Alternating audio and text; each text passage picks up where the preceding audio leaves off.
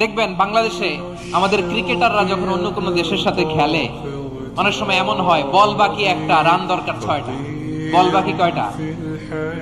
পটুয়াখালী বুঝে নাই বোধহয়। বল বাকি কয়টা, রান দরকার। আপনি দেখবেন ক্যামেরাম্যান তখন গ্যালারিতে খালি দেখায় দর্শকদের যে কি অস্থিরতা।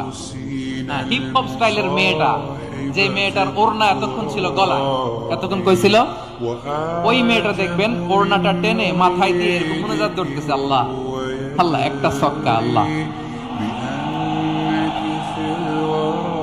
আল্লাহ, আমার লাল সবুজের পতাকারে তুমি অপমানিত কইরো না আল্লাহ, ইন্ডিয়ার সাথে আমাদের খেলা, আল্লাহ আল্লাহ, একটা ছক্কা, একটা একটা।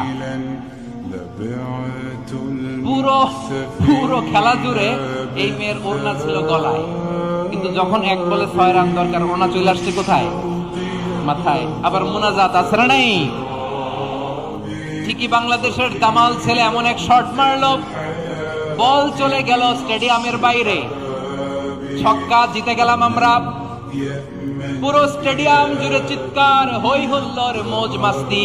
যেই মেয়েটা মাথার মধ্যে ওড়না দিয়ে এতক্ষণ সুবহানাল্লাহ সুবহানাল্লাহ বলে আল্লাহর কাছে দোয়া করেছে, ওই মেয়ে এখন আবার ওড়না ফেলে দিয়ে নাচা শুরু করে দিয়েছে। তাহলে আল্লাহর ভয়, আল্লাহর প্রতি আস্থা, বিশ্বাস, ভালোবাসা, এটা কি ক্ষণিকের জন্য? মানে আমার যখন লাগবে তখন আল্লাহরে ইউজ করবো নাকি?